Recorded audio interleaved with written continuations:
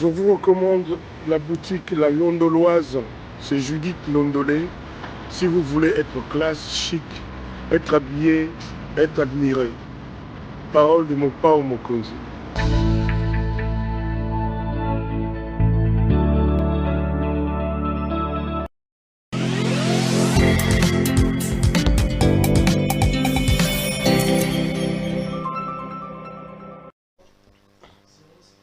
Madame, Messieurs, bonsoir et bienvenue à ce nouveau numéro de l'émission Contre nous, soit dit, ce magazine d'analyse d'actualité politique, sociale, économique et juridique qu'on a lancé ici à CPL Télévision. Des questions importantes sont mises sur la table.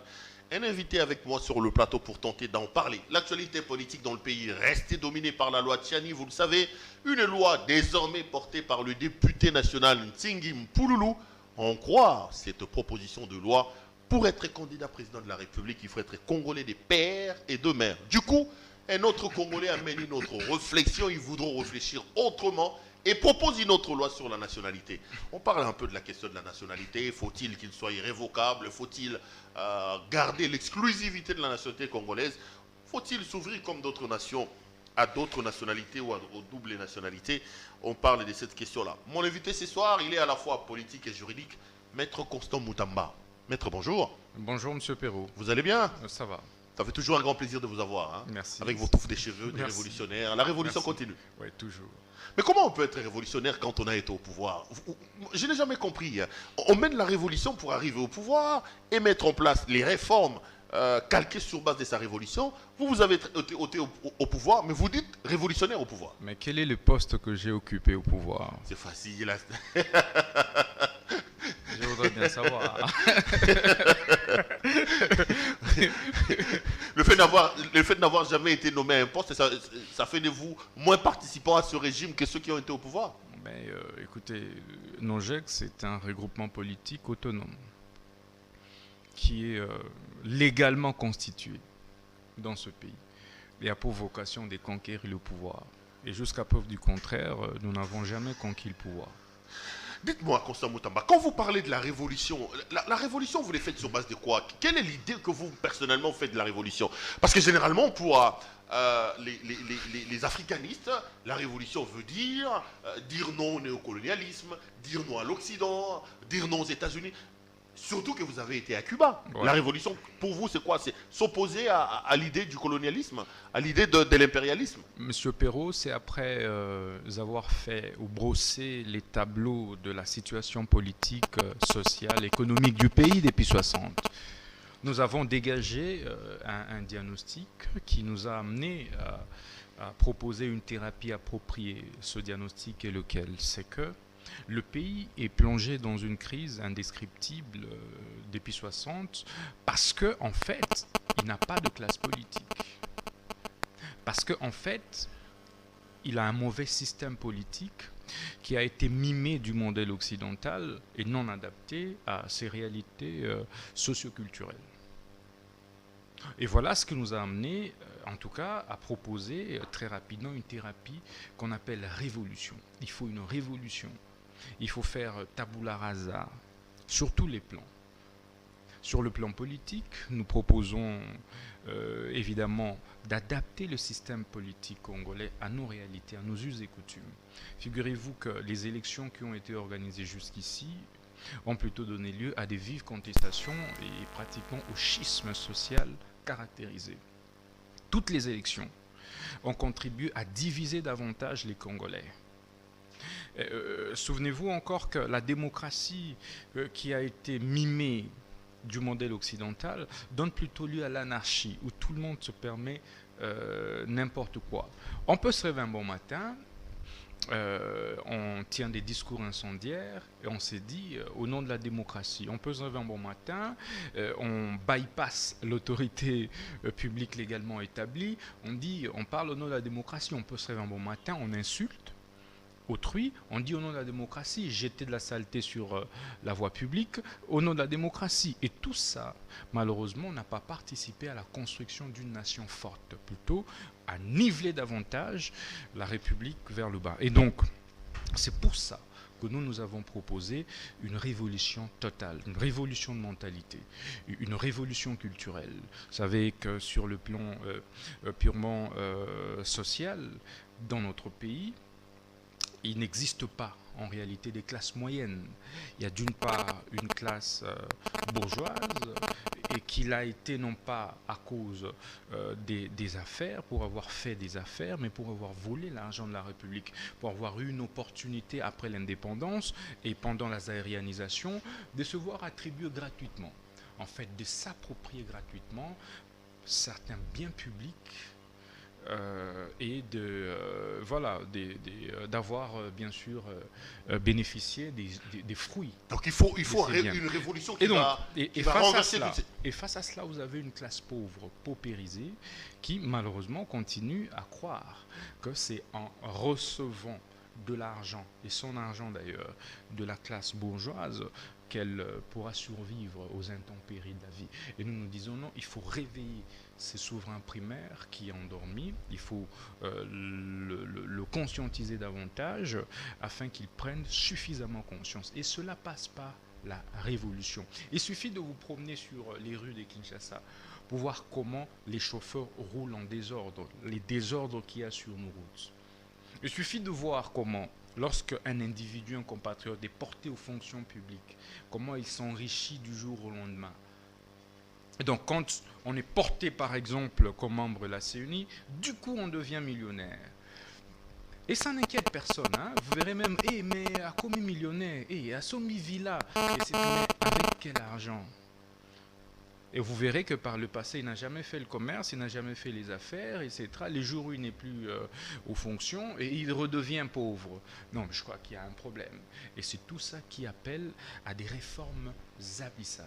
Il faut prendre le courage, et moi je l'ai toujours dit, que la démocratie à l'occidental a démontré ses limites dans notre pays. Il faut prendre le courage d'instituer une dictature de développement. Un peu à la cubaine, un peu à la russe, à la Kagame, un peu à la chinoise, même à la Kagame. Parce que en fait, vous n'avez rien à envier en RDC. Je veux dire, à Kigali, lorsque vous y êtes, vous y séjournez. Pourquoi? Parce qu'ils ont compris tout simplement que le développement passe avant tout. Le développement vient avant la démocratie. Mais nous avons plutôt inversé. Vous verrez que les élections deviennent comme un tocsin des libérations, alors qu'en réalité, ça n'est pas le cas.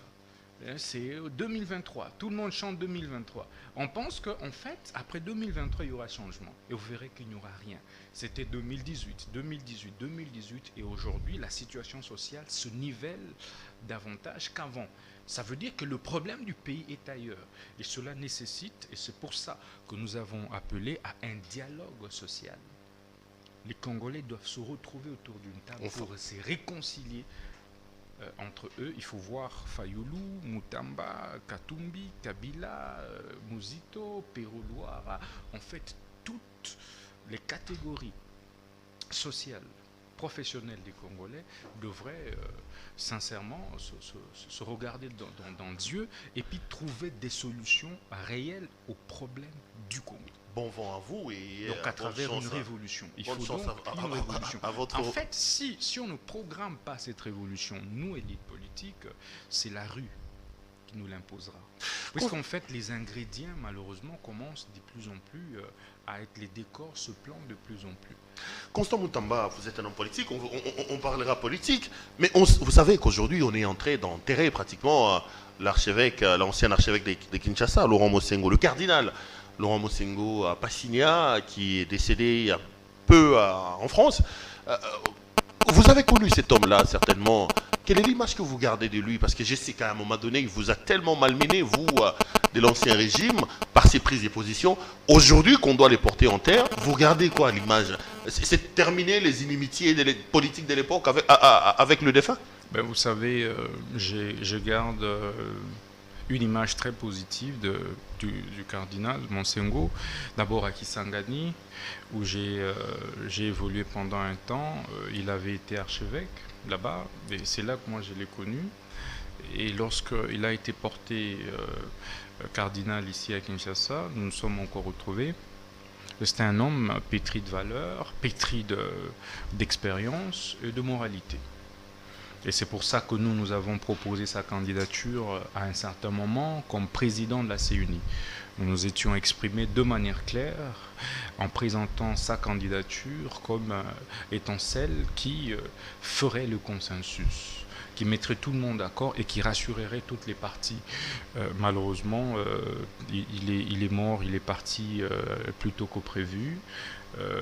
C'est dommage, la République a donc perdu une icône. Mais cet homme qui vous a quand même malmené, vous les kabylistes, à un moment donné, vous qui avez travaillé avec Kabila par ses prises de position.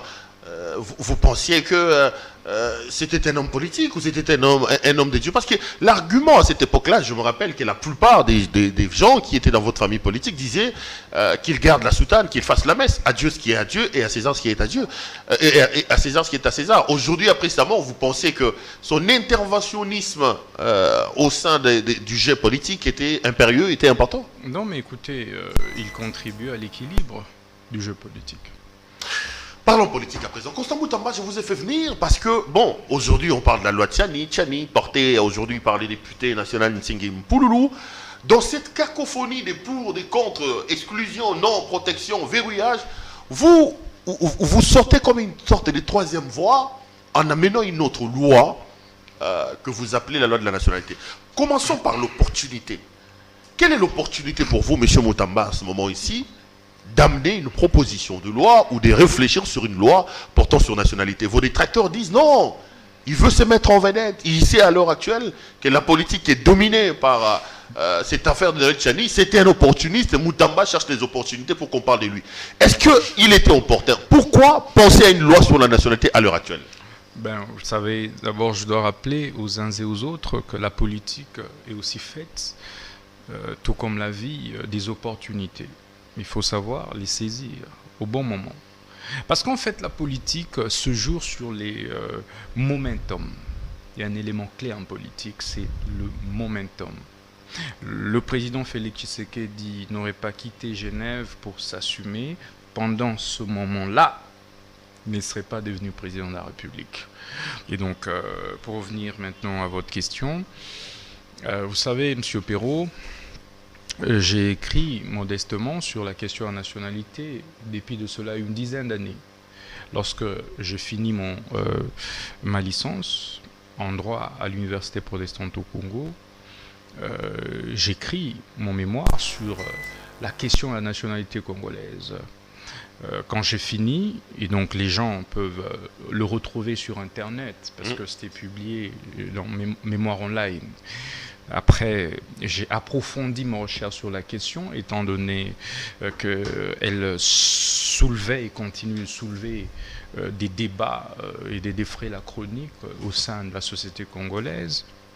Nous avons sorti un ouvrage en 2015, intitulé « La double nationalité, un impératif pour l'émergence de la RDC », publié aux éditions universitaires européennes en Allemagne, mais aussi à l'édition Arnaud en Belgique. Et le baptême de cet ouvrage avait même été fait par, à l'époque, l'ancien président du Sénat, Léon Kengo-Adondo, en présence de l'actuel président du Sénat, Bati Lukwebo. Et donc, il y a de cela 6 ans.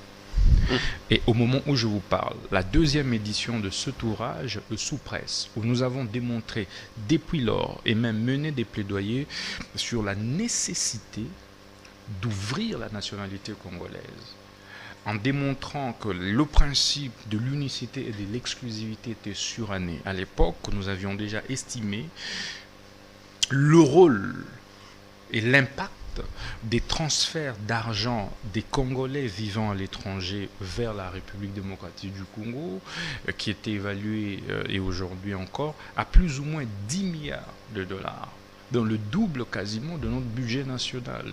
Mais à ces Congolais, vous refusez le droit, en fait, de venir en RDC comme des Congolais, parce que tout simplement, pour telle ou telle raison, ils se sont vus obligés d'acquérir d'autres nationalités. Et donc, c'est un plaidoyer que nous avons mené et pour lequel des organismes internationaux avaient requis notre modeste expertise depuis des années comme consultant, pour lequel même le gouvernement de la République, après les concertations nationales, avait encore recouru à notre expertise, bien sûr à travers le ministère des Affaires étrangères, l'ancien vice-ministre des Congolais à l'étranger est encore en vie. Vous pouvez lui poser la question. J'y avais contribué à l'époque. J'avais proposé même un avant-projet de loi qui était déposé. Donc ce n'est pas cette cacophonie de Noël Tchani qui vous amène. C'est une question qui vous astreint depuis un temps. Le professeur Jacques Joly est encore vivant, mon professeur qui avait préfacé mon livre et qui m'a encadré à l'université, le professeur Eddy Mwanzo, ils sont là, vous pouvez leur poser cette question. C'est donc une question sur laquelle nous avons modestement pris du temps pour travailler, pour réfléchir. Et donc, lorsque j'ai lu la proposition de Noël Tchani, évidemment, j'y ai décelé en tant qu'expert en la matière des petits coquilles, des petites failles qui méritaient d'être vite comblées. Comblons-les, ces failles-là. Vous proposez une loi dans un contexte particulier, la loi sur la nationalité, mais quels sont les éléments que vous vous apportez par rapport à cette loi qui viendront justement corriger ce que vous reprochez à M. Noël Tchani? Très bien. Et donc, nous avons, d'abord, il faut rappeler qu'il est opportun. Sur le plan de l'opportunité, il n'existe pas de moment précis pour que pareille réforme passe. Puisque aussi longtemps que les Congolais étrangers continueront à être dans cet état actuel d'injustice légale, en fait, ils seront préjudiciés. Et donc, la proposition des Tchani a été la bienvenue. Et moi, je me dis, il faut pas interdire aux Congolais de réfléchir. J'entends des compatriotes attaquer Tchani parce qu'il a réfléchi. L'insulter, c'est non. Sur la base des articles 22 et 23 de la Constitution, il est permis à tout Congolais de réfléchir. En fait, cela procède de la liberté d'expression, de la liberté de penser. Et on ne peut pas interdire à quelqu'un d'émettre un point de vue, un avis, c'est en fait violer la Constitution. De ce point de vue-là, en lieu et place d'attaquer Tchani sur des plateaux de télévision, et sans avoir peut-être même pas lu suffisamment sa proposition de loi, il faut plutôt proposer une autre. C'est dans ce contexte que nous sommes venus, en fait, apporter un autre son des cloches à celui de Noël Tchani, qui pourrait éventuellement être considéré comme un juste milieu, satisfaire à tout le monde. Sur le plan de la convergence, il faut dire que la loi Tchani et la proposition Tchani et ma proposition abordent la question de l'irrévocabilité de la nationalité congolaise d'origine, comme je l'ai dit. Pourquoi? Parce que tout simplement, je viens de vous dire, sur le plan de droit légal, l'article 10 de la Constitution consacre le principe de l'unicité et de l'exclusivité, mais en même temps dispose que Congolais d'origine, toute personne appartenant aux ethnies ou à une ethnie, dont les territoires et les personnes constituent ce qui est devenu le Congo à l'indépendance. Ça veut dire quoi? Ça veut dire que pour notre constitution, est Congolais d'origine celui qui appartient à une ethnie congolaise, à une tribu congolaise. Je suis Congolais, Péro est Congolais parce qu'il est Moulouba, parce qu'il est Mukongo, parce qu'il est Mbouza, parce qu'il est Lunda, etc. C'est ce que ça veut dire. Mais puisque l'ethnie est une question purement sociologique et donc inhérente à l'homme. L'homme naît et meurt avec son ethnie. Il est donc inconcevable. On ne changera jamais d'ethnie. Et donc on ne peut pas changer des nationalités d'origine. Ça procède de la logique juridique. Donc là, il y a mariage entre vous et Noël Tchani. En effet. Là, il n'y a pas de divergence. Il n'y a pas de divergence. Vous allez dans le même Et donc sens. voilà pourquoi nous avons assis notre raisonnement sur le principe de l'irrévocabilité. Donc là, à ce moment-là, si on doit aller dans ce sens-là, vous devez proposer une autre loi pour la révision de la Constitution, parce que l'irrévocabilité passera exclusivement sur la révolution, la révision de la Constitution, notamment de l'article 10. Absolument. Je vous donnerai maintenant les conditions pour faire passer notre proposition de loi. Et vous avez donné une partie de réponse. Ça, c'était sur le plan de convergence. Maintenant, deuxième point de convergence, c'est le verrouillage. La loi Tchani, sa proposition et la mienne, abondent dans le même sens. Il faut verrouiller l'exercice des hautes fonctions publiques. Pourquoi? Même aux États-Unis, partout au monde, l'exercice des hautes fonctions de souveraineté est réservé à une catégorie de citoyens. Ça, c'est clair. Vous ne pouvez pas laisser un étranger. Vous ne pouvez pas laisser quelqu'un qui a acquis votre nationalité, en fait, venir briguer la magistrature suprême dans votre pays.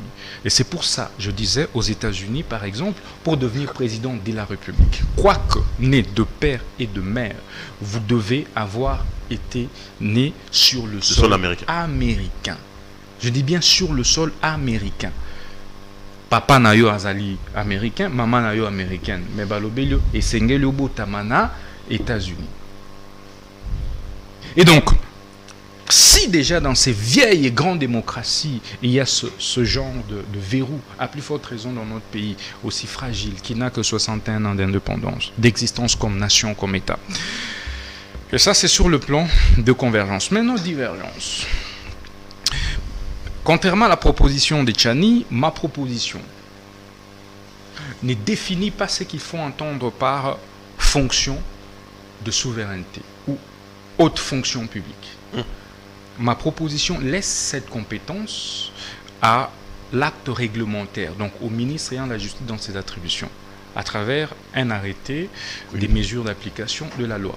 Pourquoi? Parce qu'on estime que la loi, pour sa modification, adoption, suit une longue procédure, contrairement à un acte réglementaire, qui peut-être passe juste par le Conseil de ministres.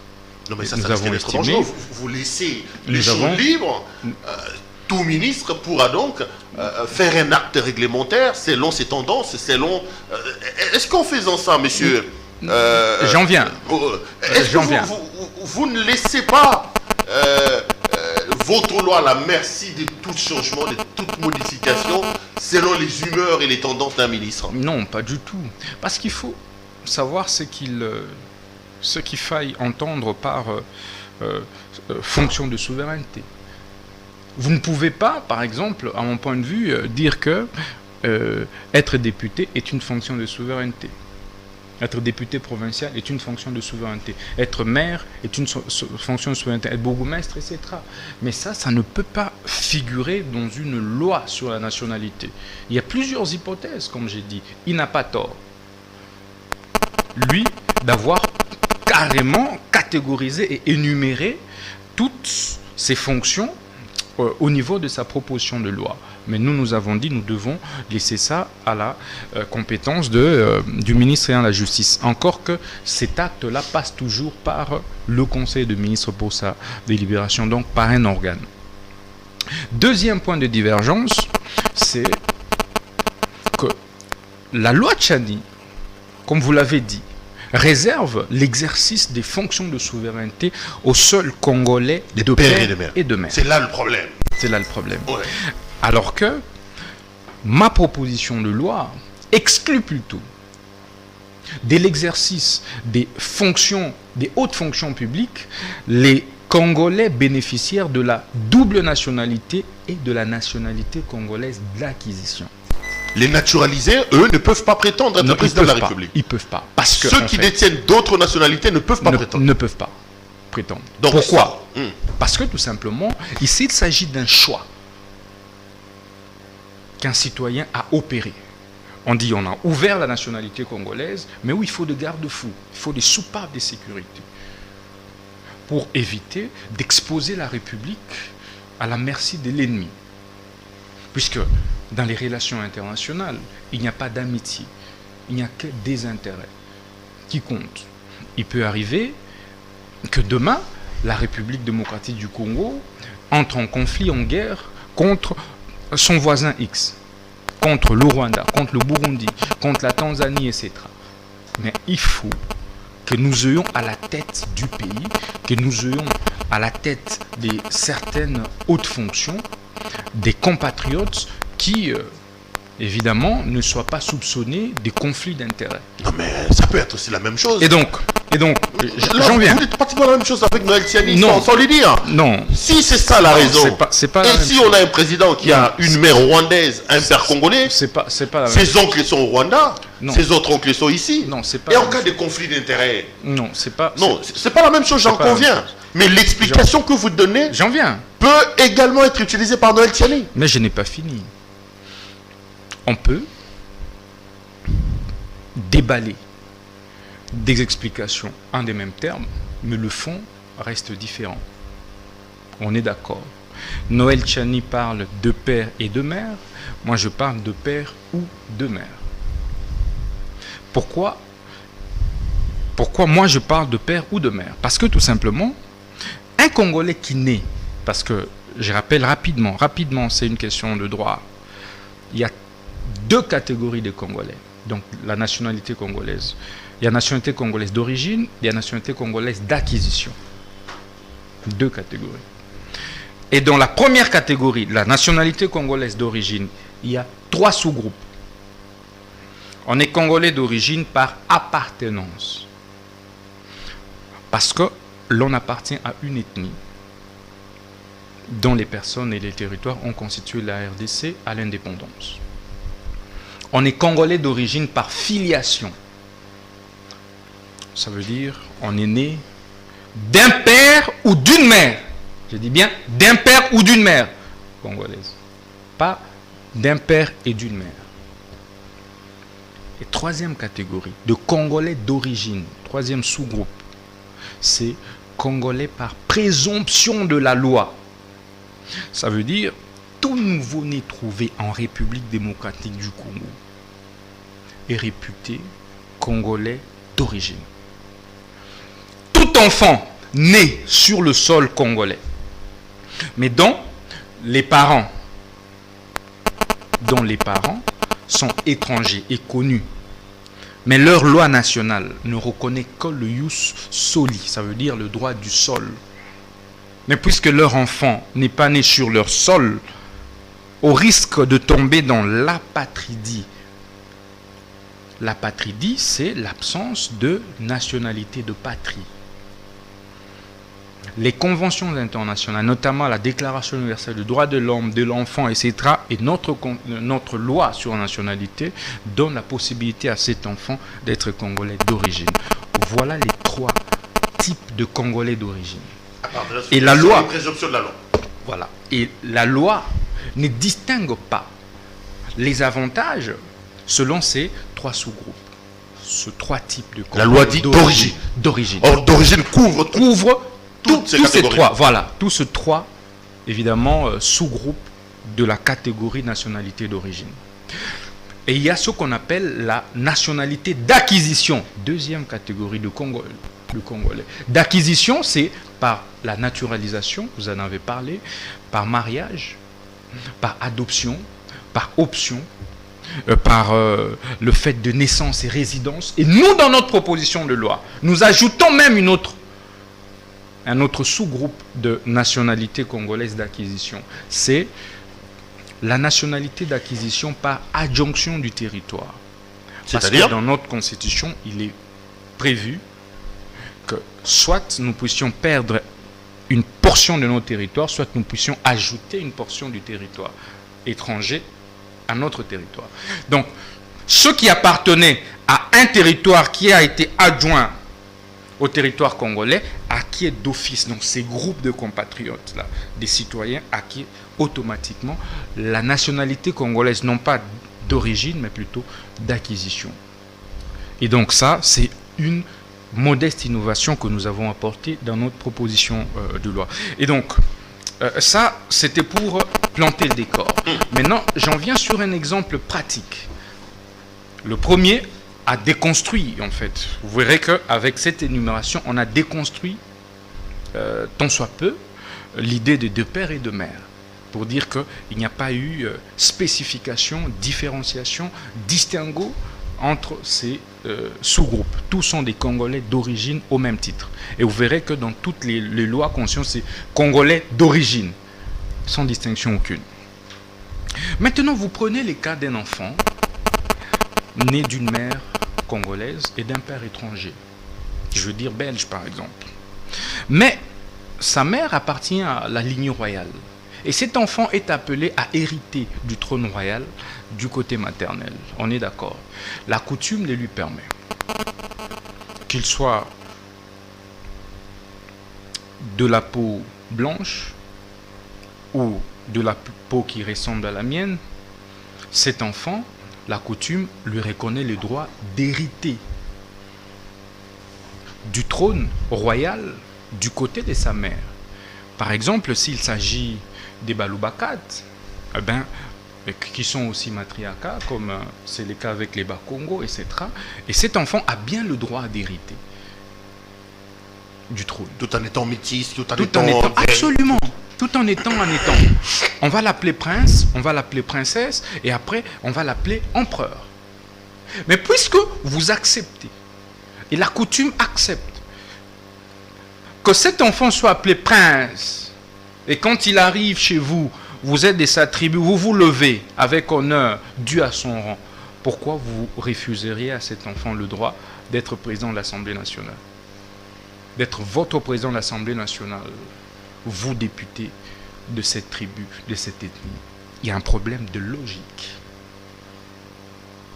Et donc, de ce point de vue, puisque cet enfant n'a pas choisi de naître d'une mère congolaise, et puisque la loi ne distingue pas les sous-groupes, il a bien le droit de postuler à n'importe quelle haute fonction du pays. Cependant, et c'est là la différence, cependant, si cet enfant a choisi à un certain moment la nationalité de son père, ça veut dire a triché à la nationalité, à la loi sur la nationalité congolaise, eh bien, il perd automatiquement le droit de briguer les hautes fonctions. Parce qu'il a fait le choix. Fonction, M. Moutamba. Je suis d'accord. Et là, vous dites, je suis d'accord. Vous laissez ça à l'appréciation du ministre de la Justice. Pas à l'appréciation du gouvernement, à travers lui. Bien évidemment, c'est un projet qui vous porte au niveau du Conseil des ministres. Encore faut-il définir les hautes fonctions. Et encore, faut-il encore définir haute fonction? Qu'est-ce qu'on entend par haute fonction? Qu'est-ce qu'on entend par fonction de souveraineté? Pourquoi je dis qu'il faut laisser cette question au niveau du Conseil des ministres ou au niveau à travers le ministère de la Justice et l'attribution? Mais parce que la loi ne doit pas changer à tout moment. Il peut arriver, pour X ou Y raison, que l'on change, l'on redéfinit, l'on requalifie ce qu'il faille entendre par fonction publique, haute fonction publique. Mais il ne faudrait pas à tout moment revenir au Parlement. Il faut laisser ça. Et donc, vous posez la question, mais pourquoi est-ce qu'aujourd'hui, vous refuseriez à cet enfant le droit de briguer les hautes fonctions publiques du pays? Mais en même temps, vous acceptez qu'il soit votre chef coutumier, qu'il soit votre nimi, qu'il soit votre empereur. Il y a un réel problème de rationalité. Par contre, nous disons, celui qui a délibérément accepté de choisir une deuxième nationalité, une troisième nationalité. Que vous ouvrez d'ailleurs, avec la question de l'irrévocabilité de nationalité. Donc on peut en avoir 2, 3, 4, on reste congolais. On reste congolais, d'origine. Et nous consacrons aussi le principe, nous éludons dans notre proposition le principe de l'automaticité de la perte de la nationalité congolaise. Donc on ne peut plus perdre automatiquement sa nationalité congolaise du fait d'avoir acquis une autre nationalité. Mais en même temps, nous consacrons dans notre proposition le principe de la reconnaissance de la double nationalité et non celui de l'autorisation de la double nationalité. Parce qu'en droit de nationalité, c'est différent. Nous avons dans notre proposition institué un nouveau chapitre relatif au contentieux des nationalités. Aujourd'hui, s'il y a des contestations en matière de nationalité, tous les juristes savants, éminents juristes le savent.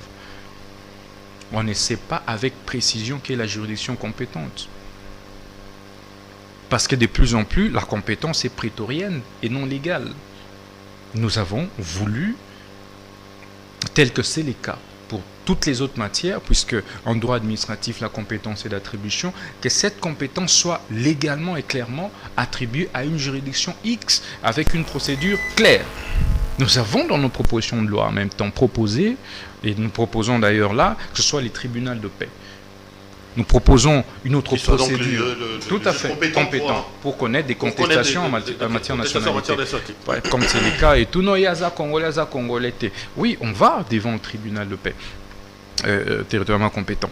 On prend les cas, on a aussi institué une autre procédure qu'on appelle l'action négatoire et déclaratoire de nationalité, qui consiste en tout cas pour aussi bien le procureur de la République ou pour tout citoyen de pouvoir déclarer que tel ou tel citoyen a ou pas la nationalité congolaise. Et donc c'est comme ça une proposition de loi avec plus de 55 articles que nous avons proposés au Parlement à titre de contribution citoyenne de loi, parce que, comme vous le savez, un citoyen normalement ne dispose pas de l'initiative de loi.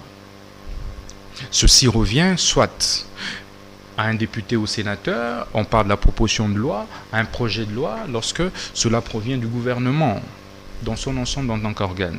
Mais là, nous avons, trouvé une autre issue.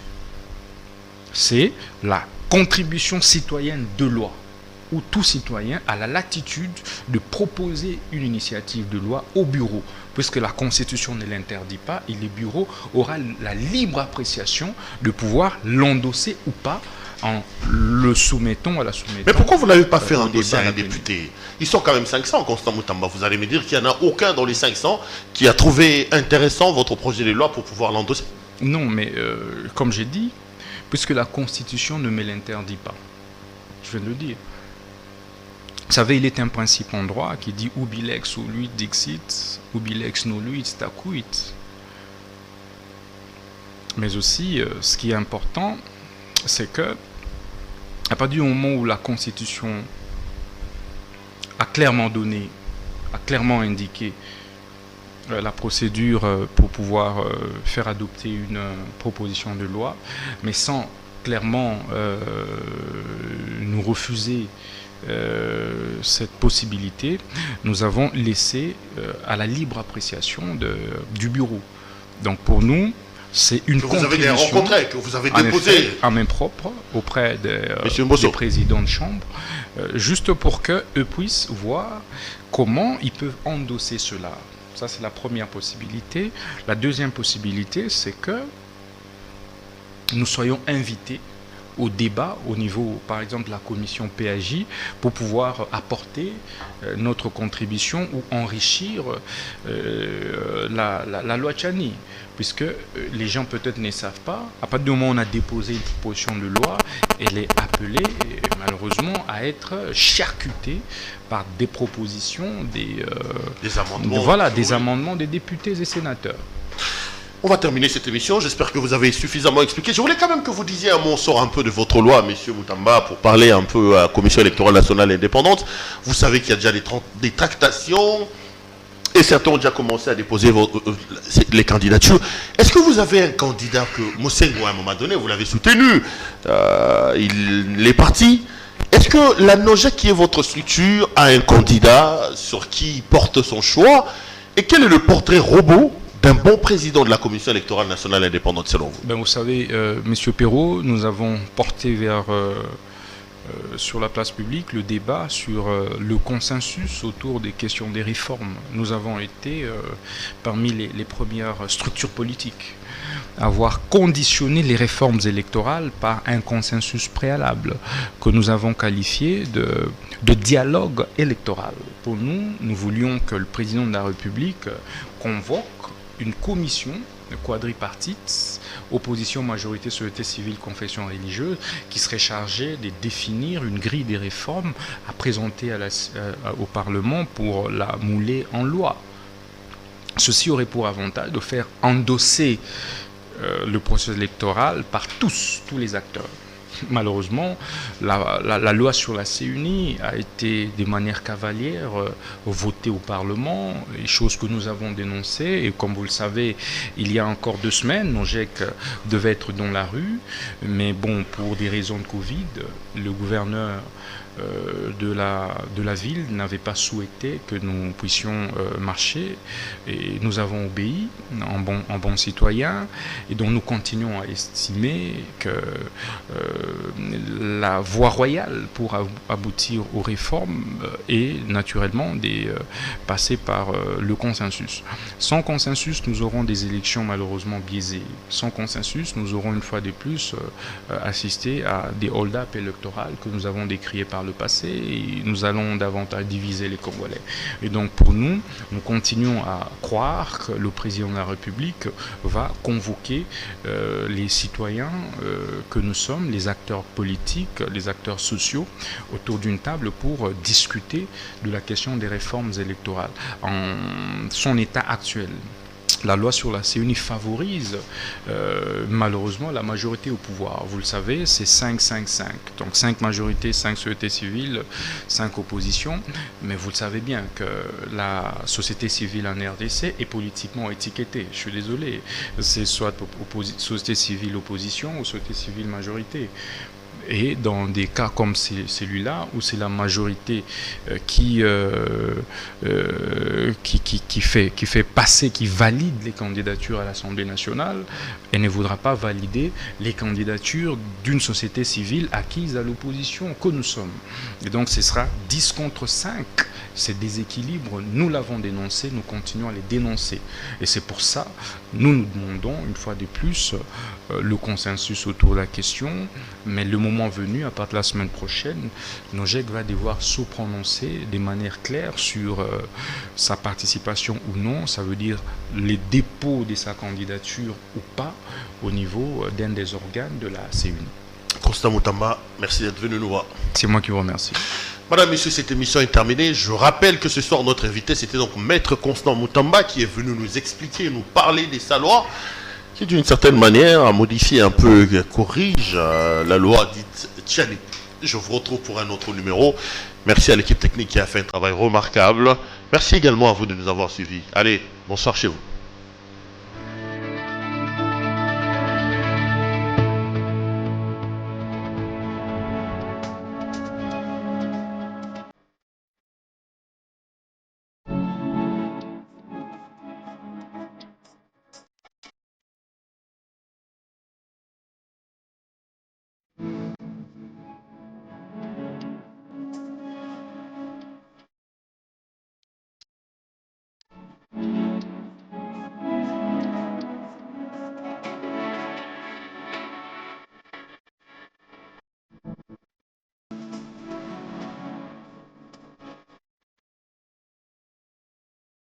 Je vous recommande la boutique La Londoloise. C'est Judith Londolé. Si vous voulez être classe, chic, être habillé, être admiré. Parole de Mopao Mokonzi.